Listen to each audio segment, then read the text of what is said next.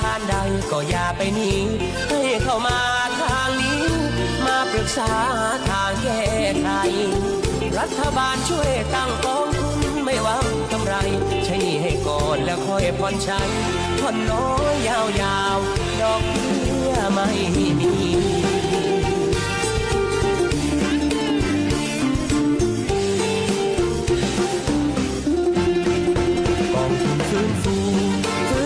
กันด้วยหัวใจเพื่อเกษตรกรไทยทั่วเมืองไทยที่มีปัญหาฟื้นฟูเร็วรีบเพราะมีเงินทุนให้พัฒนาเราเอาหัวใจมาช่วยนำพาทุกวันเวลาไม่มีพันแปรกองทุนฟื้นฟูและพัฒนาเกษตรกรความรักความอาทรจากหัวใจห่วงใยดูแลทำงานโปร่งใสรวดเร็วทันใจแก้ไขเพียงแค่ด้วยปณิธานที่แน่วแน่เราพร้อมดูแลพี่น้องทุกคน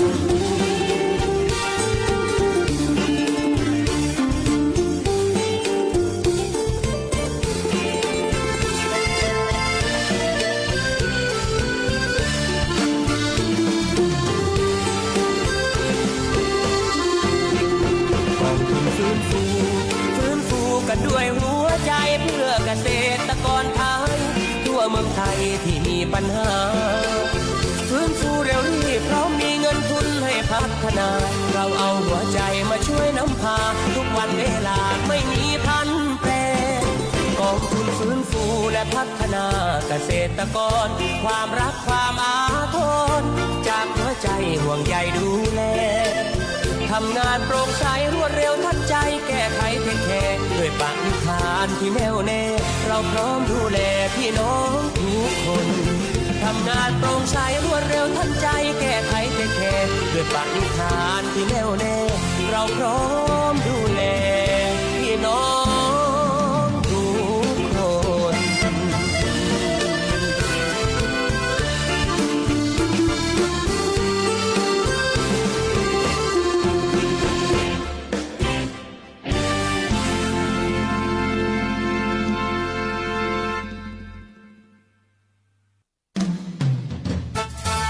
รายการม่วนใจไปกับกองทุนฟื้นฟูและพัฒนาเกษตรกรโดยสำนักงานกองทุนฟื้นฟูและพัฒนาเกษตรกรสาขาจังหวัดลำปางเจ้ากองทุนฟื้นฟูและพัฒนาเกษตรกรเพื่อเกษตรกรที่เดือดร้อนปัญหาหนี้สินสวัสดีและทักทายแฟนรายการเจ้ามารายงานตัวกินข้าวน้ำจำข้อตอนละนะเจ้าเนาะบ่ายโมงถึงบ่าย2 โมงโดยประมาณนะเจ้าวันนี้เข้ามารายงานตัวกับวันอังคารที่10 กุมภาพันธ์ 2569นะเจ้าอยู่ด้วยกันเป็นเพื่อนเป็นป้องกันบดีนี้ละกันไปไหนเนอะนะเจ้าเนาะติดตามรับฟังกันนะเจ้าเนาะกับบรรยากาศอากาศดีๆนะเจ้าเนาะในบ่ายวันนี้นะเจ้าหลายคนกินข้าวจ้ำกินข้าวน้ำกินข้าวตอนกันแล้วยังหลายคนบอกว่ายังไม่ได้กินเตื่อยนะเจ้าแต่หลายคนก็รับประทานกันเรียบร้อยละนะเจ้าเนาะก่อนนี้ก็บ่ายโมง9 นาทีละนะเจ้าหลายคนส่งข่าวกันมาได้นะเจ้าเนาะกับบทเพลงเพราะๆหรือข้อมูลข่าวสารนะเจ้าเนาะยินดีไปยังแฟนรายการทุกท่านติดตามรับฟังนะเจ้าทักทายยังแฟนรายการติดตามรับฟังกันนะเจ้าเนาะก็สำนักงานกองทุนฟื้นฟูและพัฒนาเกษตรกรสาขาจังหวัดลำปางนะเจ้ากับรายการม่วนใจไปกับกองทุนฟื้นฟูนะเจ้าเนาะม่วนใจบ่ม่วนใจเฮากระตึงจะม่วนใจนะเจ้าเนาะวันนี้ขอบคุณทางสวทลำปางนะเจ้าเนาะวันนี้ส่งดีเจหาน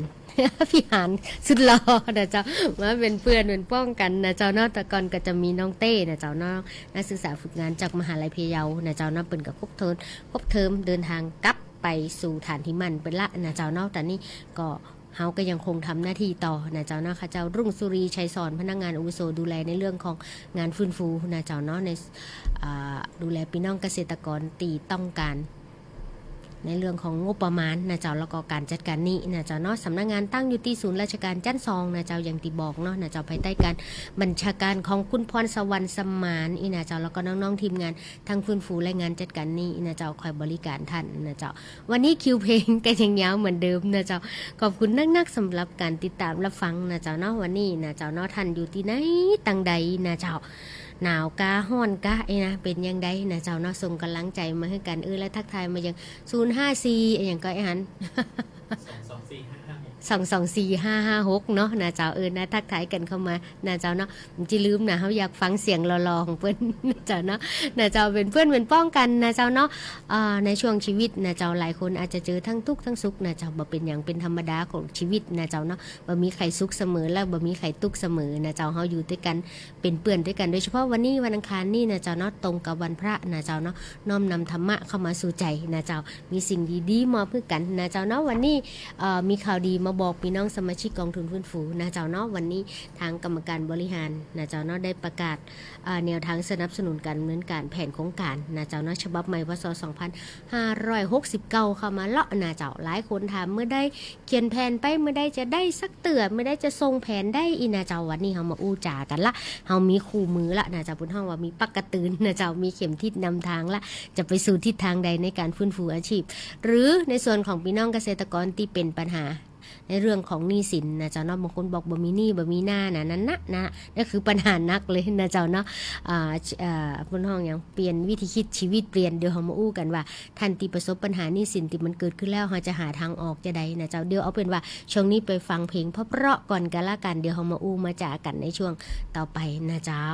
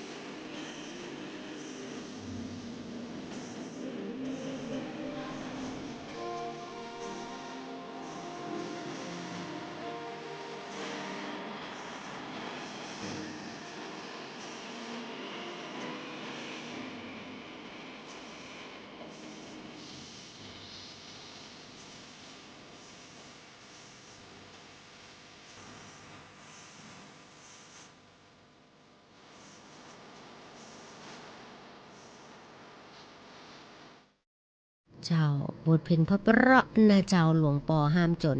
เป็นห้ามจนแล้วนะวันนี้วันพระเขาจะปากันรวยละ นะเจ้าเนาะรวยที่สำคัญที่สุดก็คือรวยน้ำใจนะเจ้าเนาะรวยสิ่งดีๆนะเจ้าเนาะเป็นสิ่งที่ดีเป็นว่าเงินทองเป็นมายาเข้าป่าคือของจริงอีนะเจ้าเนาะก็เป็นกำลังใจให้กันนะเจ้าเนาะกับการรับฟังคลื่น97 เมกะเฮิรตซ์นะเจ้าสวทลำปางนะเจ้าเนาะมีข้อมูลข่าวสารดีๆเอิ้นมานะเจ้าหรือว่าท่านต้องการให้สำนักงานกองทุนฟื้นฟูและพัฒนาเกษตรกรอีนะเจ้าเนาะคือท่านมวลใจจะได้กระส่งข่าวมานะเจ้าเนาะเพราะว่าคนที่เก่าได้ดีที่สุดก็คือเฮาคือคนอื่นเก่าคือมันตึงเก่าบ่ถูกตีคันนะเจ้าเนาะก็ส่งกำลังใจให้พี่น้องแถวพื้นที่อำเภอศพปราบนะเจ้าวันก่อน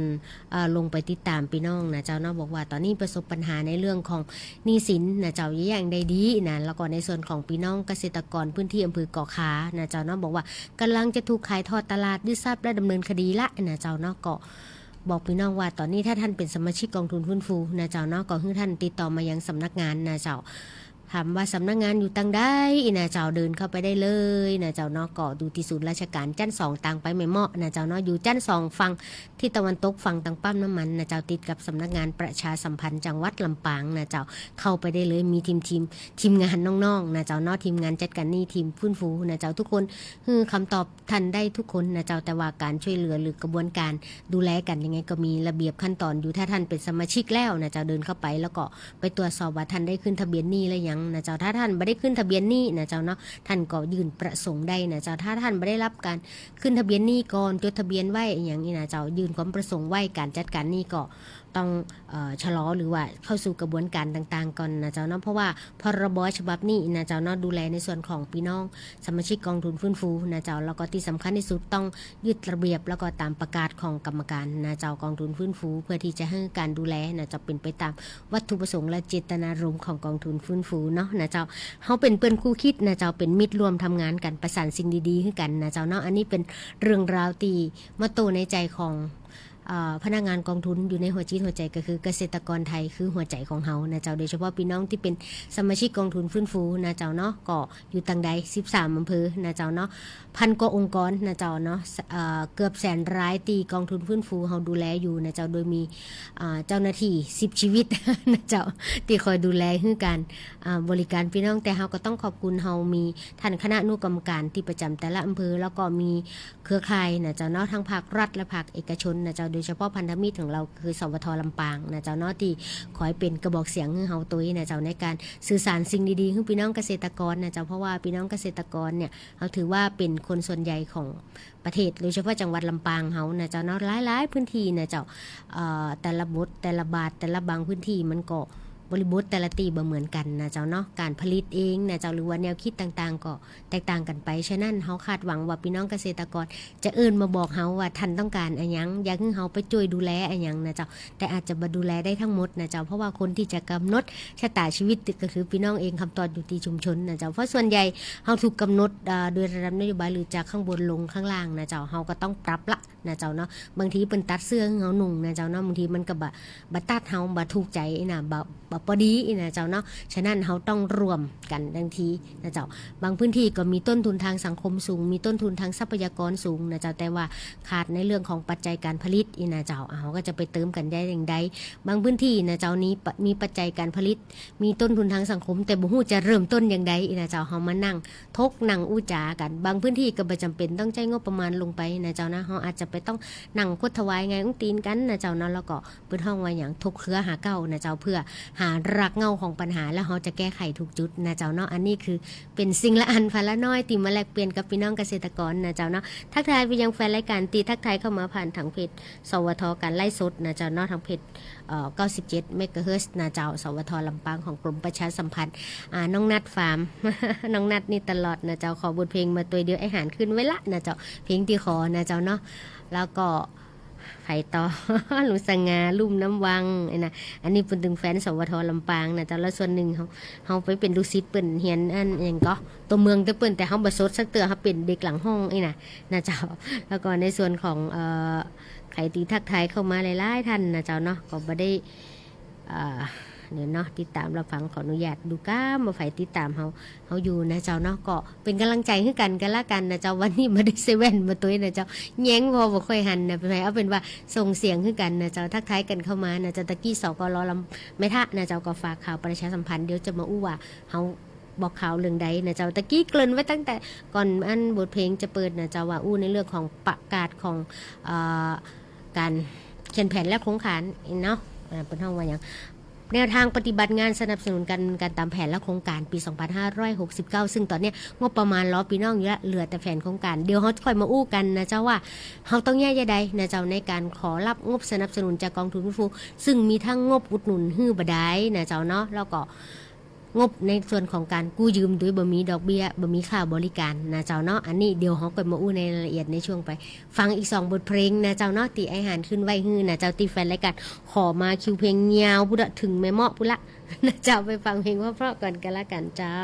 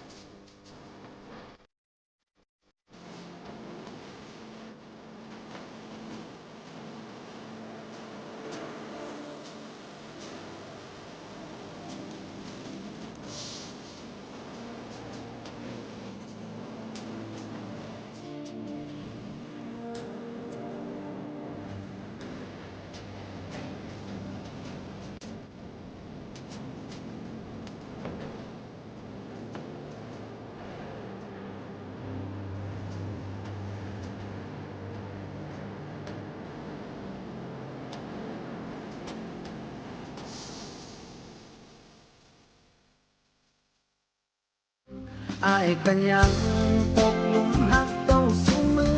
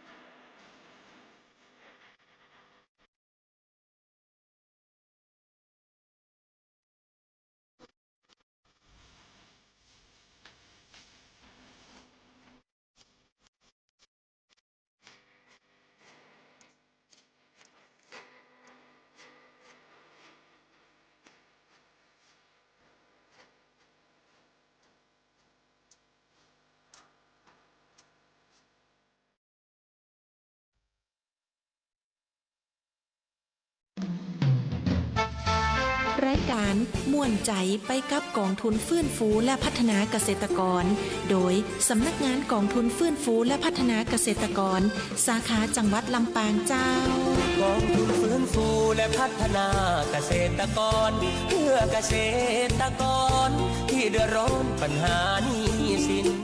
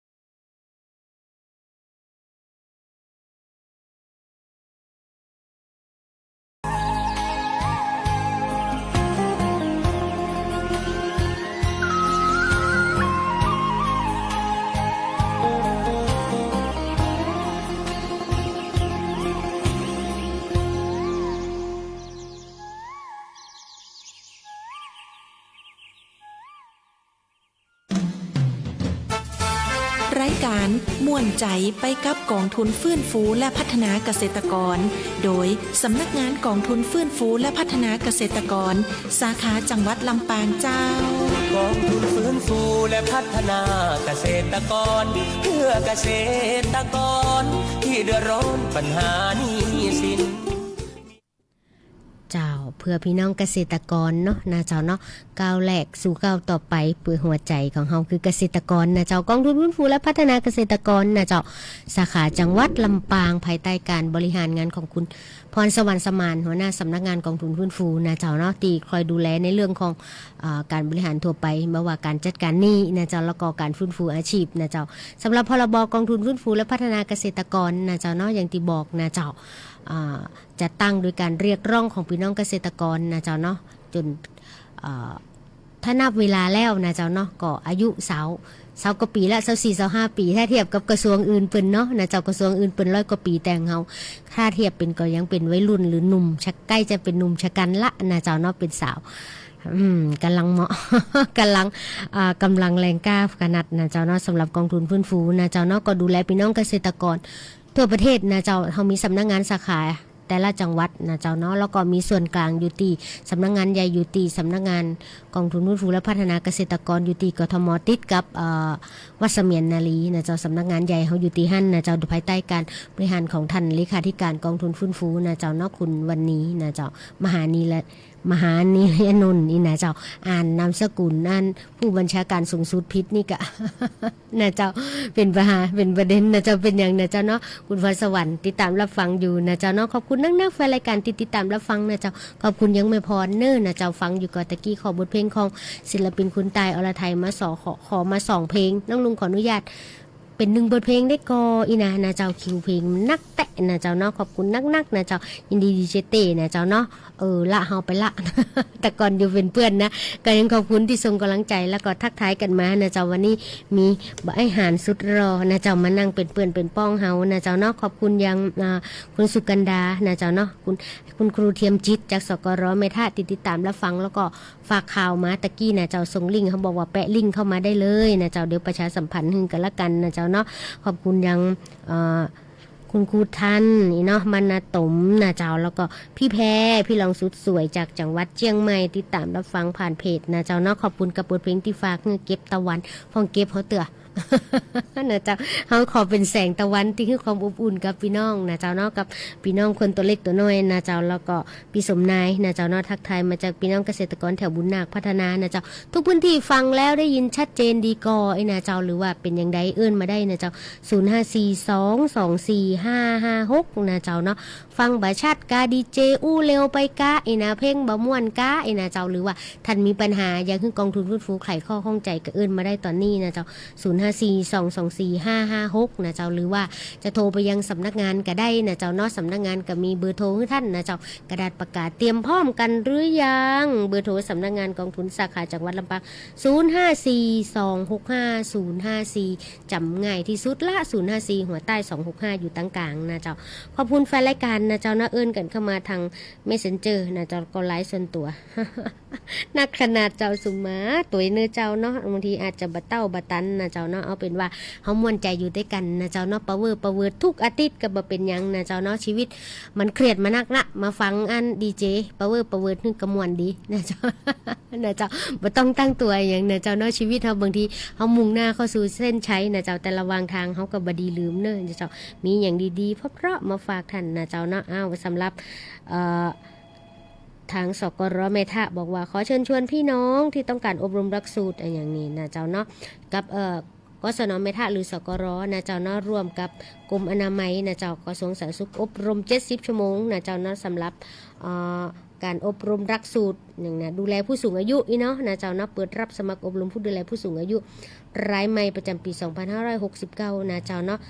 บ่เกิน20ท่านอีนะเจ้าสมัครได้ภายในวันที่27กุมภาพันธ์นี้นะเจ้าเนาะขออนุญาตส่งเสียงนี่คือแฟนรายการนะเจ้าเนาะที่ฟังอยู่นะเจ้าในพื้นที่อำเภอแม่ทะสนใจที่จะไปอบรมทั้งภาคทฤษฎีและภาคปฏิบัตินะเจ้าของสกรแม่ทะรวมกับกรมอนามัยกระทรวงสาธารณสุขนะเจ้ายินดีนักๆนะเจ้าเนาะก็สำนักงานสาธารณสุขอำเภอแม่ทะร่วมกับสำนักงานส่งเสริมการเรียนรู้ระดับอำเภอแม่ทะนะเจ้าเนาะสำหรับอนาคตผู้สูงอายุเยอะขึ้นแน่ๆนะเจ้าท่านที่จะประกอบอาชีพหรือจะไปดูแลผู้สูงอายุซึ่งมีรายได้ขึ้นตัวนะเจ้าเนาะท่านก็สามารถไปท่านต้องมีใบประกอบหรือผ่านการอบรมกันนะท่านถึงจะสามารถเนี่ยได้นะเจ้าเนาะฝากข่าวนี้ประชาสัมพันธ์ให้ทุกท่านได้รับฟังนะเจ้าเนาะก็ยินดีนะเจ้ากับส่งข้อมูลข่าวสารให้เราประชาสัมพันธ์ผ่านทางเพจของกรมประชาสัมพันธ์นะเจ้าเนาะสำหรับตะกี้อู้ข้างไว้นะเจ้ากับการสนับสนุนการดำเนินตามแผนหรือโครงการฟื้นฟูและพัฒนาเกษตรกรนะเจ้าเนาะถึงวันนี้เรามีปัญหาหนี้สินรายได้บ่พอรายจ่ายหรือว่าเราบ่มีนอกจากบ่เพียงพอกับรายจ่ายหรืออาจจะบ่เปิ้นฮ้องว่าหยังหารายได้เพิ่มบ่ได้อีนะเจ้าเฮาสิอย่างใดนะเจ้าเดินมาที่สำนักงานกองทุนฟื้นฟูมาตรวจสอบความเป็นสมาชิกก่อนนะเจ้าเนาะถ้าท่านเป็นสมาชิกแล้วท่านขอรับแบบเขียนแผนโครงการนะเจ้าเนาะไปประชุมในพื้นที่ของท่านโดยผ่านกลุ่มผ่านคณะกรรมการนะเจ้าอันนี้คือกระบวนการแรกก่อนนะเจ้าหลังจากนั้นเนี่ยท่านก็ดำเนินการประชุมในพื้นที่ถ้าท่านยังบ่แล้วใจเตืออีนะมาตั้งสำนักงานเขียนจดหมายน้อยมาถึงคุณพรสวรรค์สมานอีหนอจัดเจ้าหน้าที่ลงไปปะเฮากามอย่าเขียนแผนโครงการเฮาก็ยินดีนะเจ้าเนาะพร้อมข้างอนุกรรมการนะเจ้าเนาะที่จะลงไปพัฒนาแผนพี่น้องเขียนมาก่อนบ่มีผิดบ่มีถูกนะเจ้าเฮาพร้อมที่จะเรียนรู้ไปด้วยกันนะเจ้าเนาะในการเขียนขอแผนโครงการนะเจ้าเนาะเพื่อเป็นเครื่องมือในการทำมาหากินนะเจ้าแล้วก็เป็นปัจจัยในการไปขับเคลื่อนในพื้นที่นะเจ้าซึ่งทั้งหมดทั้งมวลนะเจ้าเนาะก็ต้องเป็นไปตามเจตนารมณ์ของกองทุนฟื้นฟูเขียนมาขอไปซื้อปุ๋ยนี่ตึงบ่ผ่านเนอะ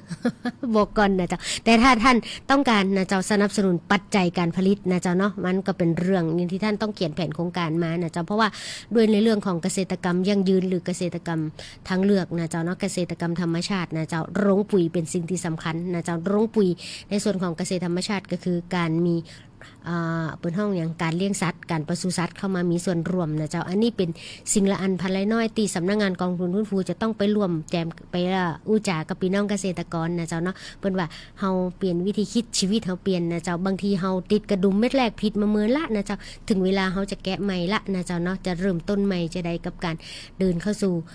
ชีวิตใหม่นะเจ้าเนาะไอ้ตีแล้วก็แล้วไปเดินใหม่ลุกใหม่นั่งใหม่นะเจ้าเนาะตีแล้วไปเฮาบ่โทษภัยนะเจ้าเนาะเฮาดูแลตัวเก่าโดยเฉพาะวันนี้วันพระนะเจ้าเนาะวันพระธรรมสวนะน้อมธรรมเข้ามาสู่ตัวปึ้งตัวเก่าให้นักที่สุดภายใต้ปรัชญาเศรษฐกิจพอเพียงนะเจ้าเนาะบอกตัวเก่านะไม่ได้บอกคนอื่นว่าถึงวันนี้สติสตังนอกจากจะบ่มีสตังสติก็เริ่มวดลมหายนะเจ้าเนาะวันนี้นะเจ้าแต่บ่ว่าหยังนะเจ้าเนาะเฮาม่วนด้วยกันเนาะแม่ฟอนแล้วก็แฟนรายการทุกๆท่านติดตามรับฟังผ่านเพจทางสวทลำปางนะเจ้าแล้วก็ในทาง FM 97 MHz นะเจ้าเนาะใคร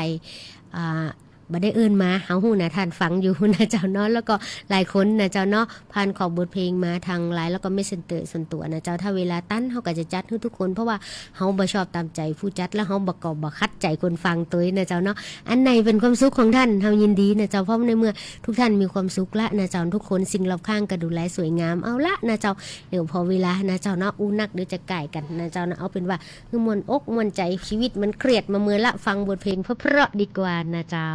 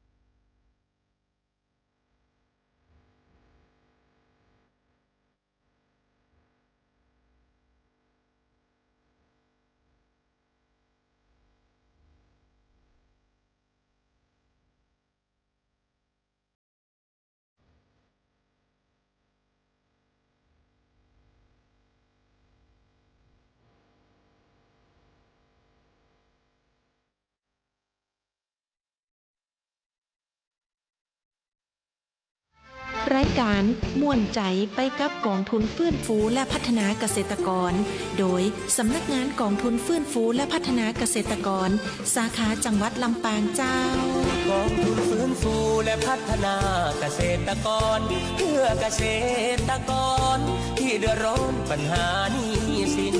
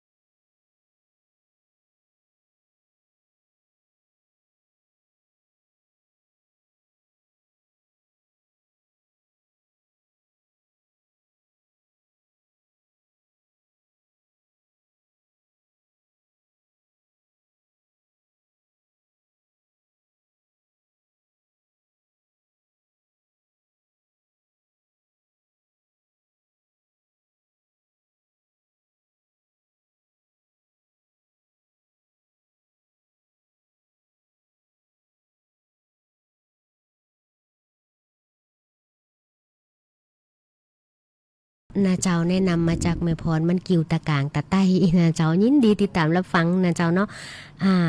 ถ้าฮักกันก็ต้องติดตามรับฟังกันตลอดนาเจ้าเนาะเฮา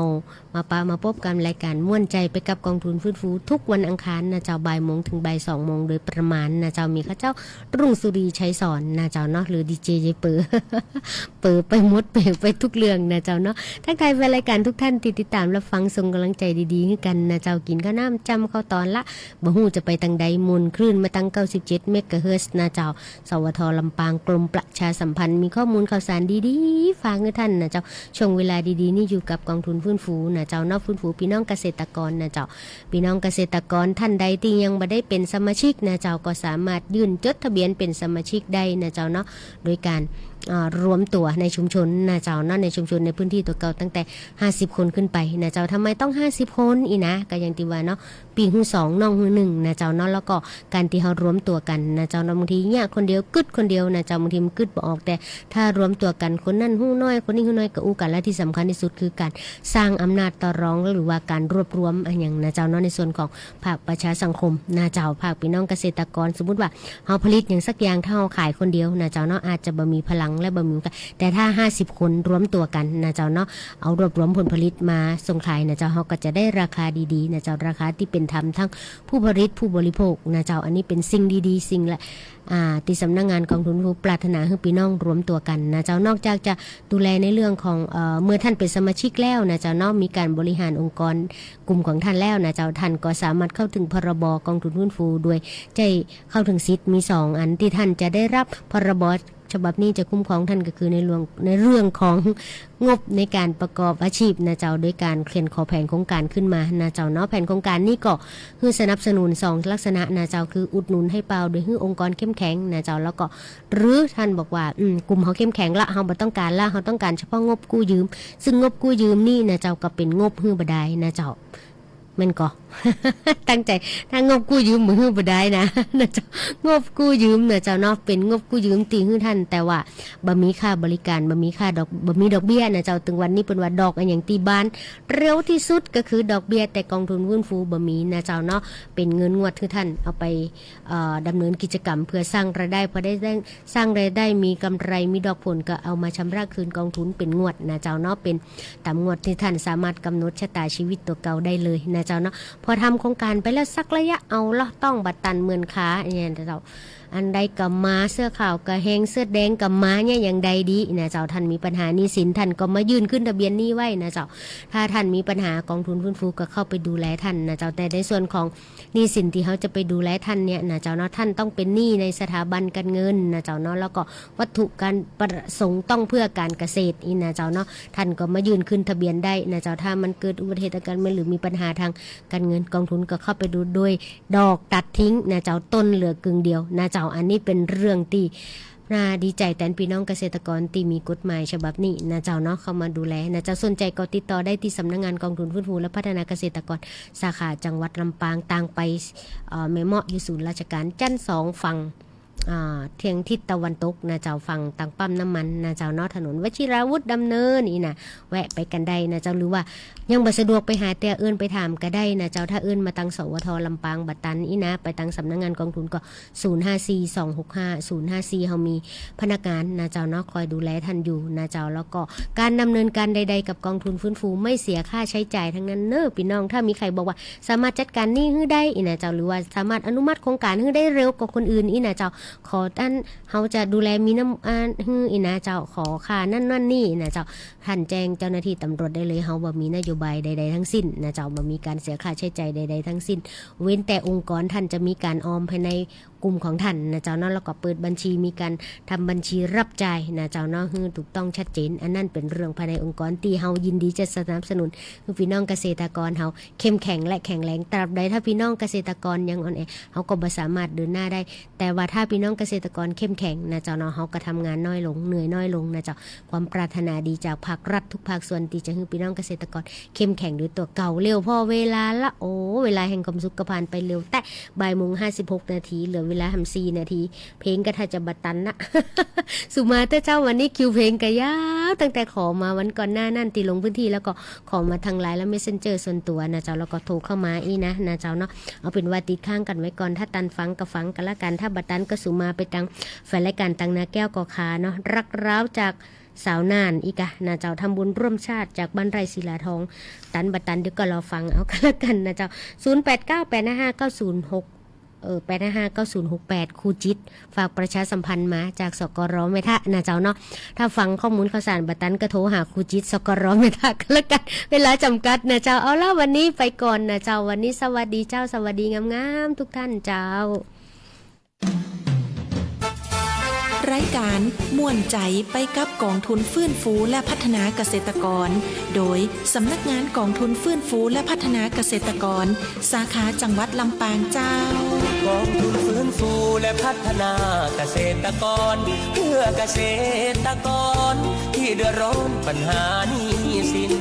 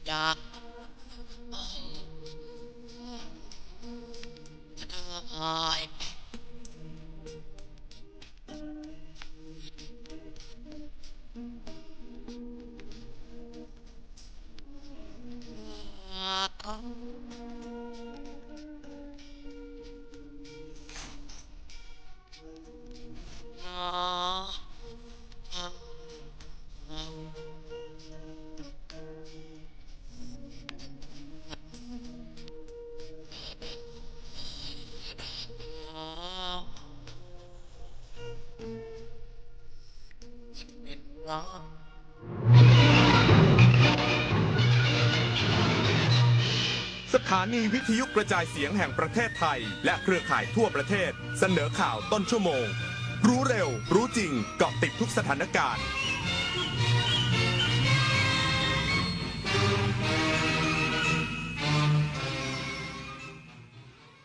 รับฟังข่าวต้นชั่วโมง 14 นาฬิกากับอานนท์ นันตะสุคนครับ